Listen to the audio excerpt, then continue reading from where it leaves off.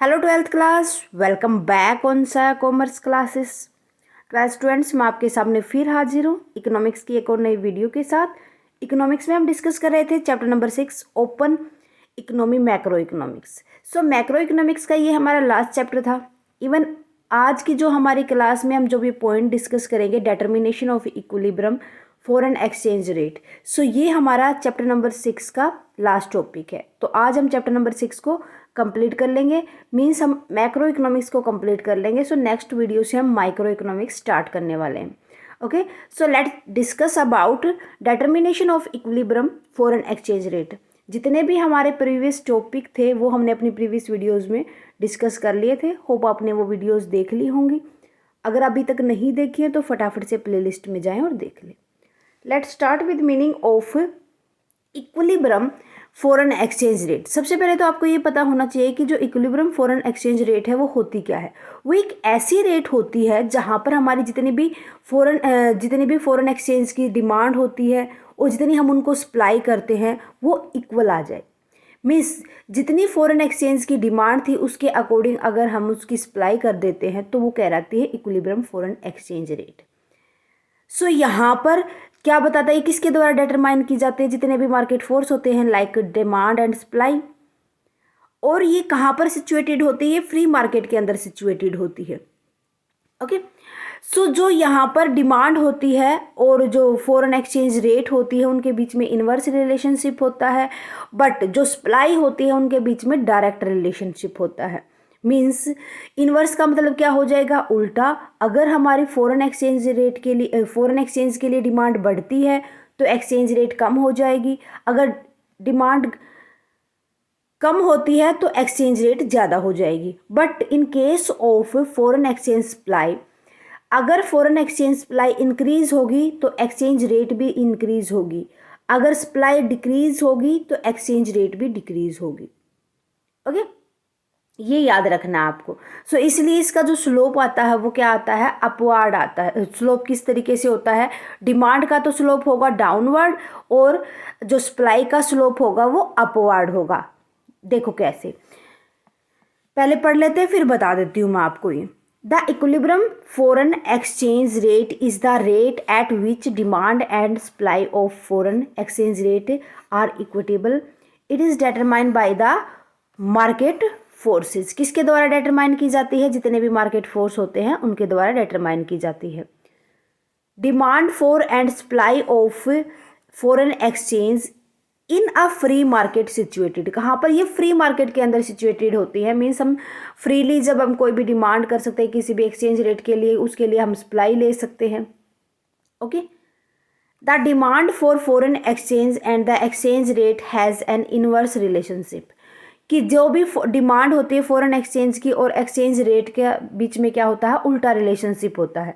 अगर demand increase हो जाएगी तो एक्सचेंज रेट डिक्रीज होगी। अगर डिमांड डिक्रीज होगी तो एक्सचेंज रेट क्या हो जाएगी, इंक्रीज हो जाएगी।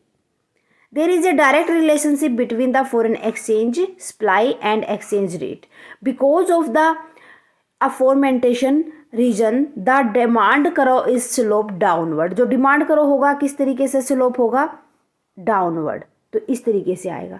बट जो सप्लाई करो होगा वो इस तरीके से बनेगा, slope upward. The equilibrium foreign exchange rate is determined graphically by the intersection of the demand and supply करो।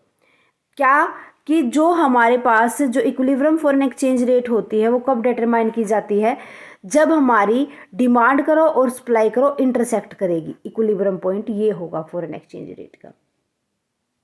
ओके, क्लियर है। सो इसके बाद नेक्स्ट इसके अंदर एक टॉपिक आता है मैनेज फ्लोटिंग। मैनेज फ्लोटिंग क्या कहता है कि ये एक ऐसी hybrid of flexible exchange rate system होता है जो क्या, जिसको हम क्या किस नाम से जानते हैं, फ्लोट नाम से जानते हैं। तो मीन्स क्या कह सकते हैं कि एक फिक्स्ड रेट सिस्टम होगा। अगर देखो यहाँ पर एक चीज़ याद रखनी है आपको, अगर फ्लेक्सिबल एक्सचेंज रेट होगी दैट मीन वो क्या करेगा, फ्लोटिंग करेगा। अगर फिक्स्ड रेट एक्सचेंज होगी वो क्या करेगा, मैनेज्ड पार्ट होगा। तब हम तो मैनेज पार्ट भी है और फ्लेक्सिबल एक्सचेंज रेट भी है, मीन्स फ्लेक्सिबल पार्ट भी है, फ्लोट भी करता है। तो इस कंडीशन में हम कह सकते हैं कि जब एक्सचेंज रेट प्री डिटरमाइंड ना हो, कभी तो फ्लेक्सिबल हो कभी वो फिक्स्ड हो, तो उसको हम बोलते हैं मैनेज फ्लोटिंग। मीन्स जब हमारी एक्सचेंज रेट किसी टाइम तो फ्लेक्सिबल होगी, किसी टाइम पर फिक्स होगी, वो मैनेज्ड फ्लोटिंग कहलाएगा। Okay, so this exchange rate system enable to country central bank क्या नहीं कर सकता, ये किसी भी सेंट्रल बैंक की, कोई भी कंट्री का central bank to intervene on a regular basis in movement whenever such action are deemed appropriate. भाई यहाँ पर जो सेंट्रल बैंक है किसी भी कंट्री का, ये प्रॉपर तरीके से इसको ये नहीं बता सकता कि रेट इतनी फिक्स होगी, बस क्या कर सकते हैं, एस्टिमेट लगा सकते हैं।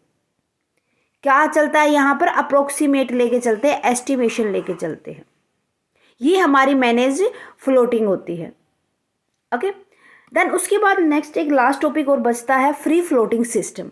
फ्री फ्लोटिंग सिस्टम देखो, फ्लोटिंग हमने कब पढ़ा था, जब हमारी एक्सचेंज रेट क्या होगी, एक्सचेंज रेट इज फ्लेक्सिबल, तभी होते हैं ना। तो फ्री फ्लोटिंग सिस्टम कब होगा, जब हमारी एक्सचेंज रेट क्या होगी, फ्री हो, फ्लेक्सिबल होगी। मीन्स किसी भी टाइम वो इंक्रीज हो सकती है, किसी भी टाइम डिक्रीज हो सकती है, तो उसको हम क्या बोलते हैं, फ्री फ्लोटिंग सिस्टम।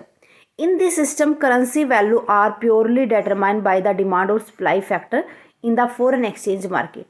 मीन्स क्या होगा, यहाँ पर जो करेंसी की वैल्यू होगी वो किसके ऊपर डिपेंड करके चलेगी कि कितनी डिमांड की गई है और कितनी सप्लाई की गई है, कौन कौन से फैक्टर के द्वारा डिमांड और सप्लाई होती है फॉरेन एक्सचेंज मार्केट में। Okay, a floating exchange rate is the currency rate. क्या होती है ये फ्लोटिंग रेट, एक करेंसी रेट होती है जो किसमें क्या होता है, दो कंट्रीज के बीच में एक्सचेंज की जाती है, between two country at any given time. अब फ्लेक्सिबल फ्लोटिंग की बात करें तो क्या होता है कि जो एक टाइम के लिए फिक्स, मतलब क्या होगा कि जो एक गिवन पीरियड है ना उसी के लिए होगी, आगे हो सकता है वो इंक्रीज हो जाए, हो सकता है वो डिक्रीज हो जाए। Okay, governments and bank do not influence the currency value in this case. इस केस में क्या कहता है कि जितने भी बैंक होते हैं कंट्री के अंदर, जो गवर्नमेंट होती है उस कंट्री की, वो उसको अफेक्ट नहीं करती, इन्फ्लुएंस नहीं कर सकती। Let now understand how this effect a country trade. तो जो ये इफेक्ट होता है फ्री फ्लोटिंग का, तो इसमें ट्रेड कैसे होता है, देखो, if a country currency value depreciate against other currency, अगर मान लो कि डॉलर की कंडीशन में अगर रुपीज क्या हो जाता है, डेप्रिसिएट, कम वैल्यू हो जाता, डिक्रीज हो जाता, तो it mean that they will have to pay more for import good. तो अगर रुपीज़ कम होगा तो उसको क्या करना पड़ेगा, ज़्यादा पैसे पे करने पड़ेंगे अगर कोई भी वो गुड्स इम्पोर्ट करता है तो।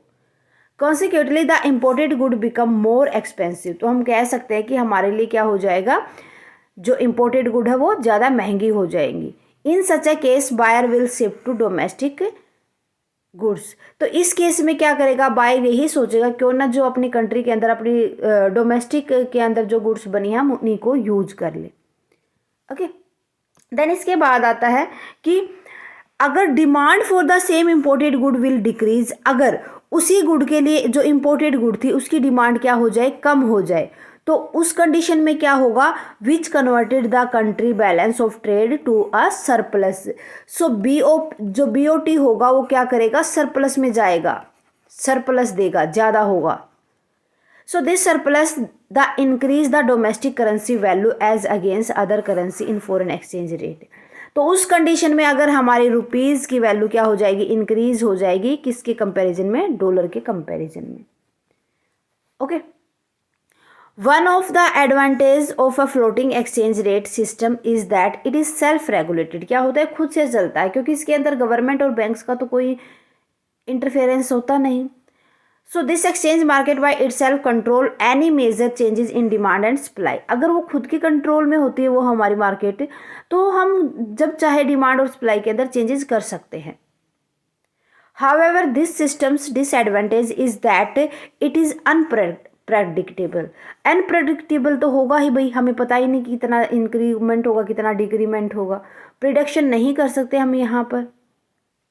So while trading, buyers and sellers from different countries will have to also consider exchange rate fluctuation।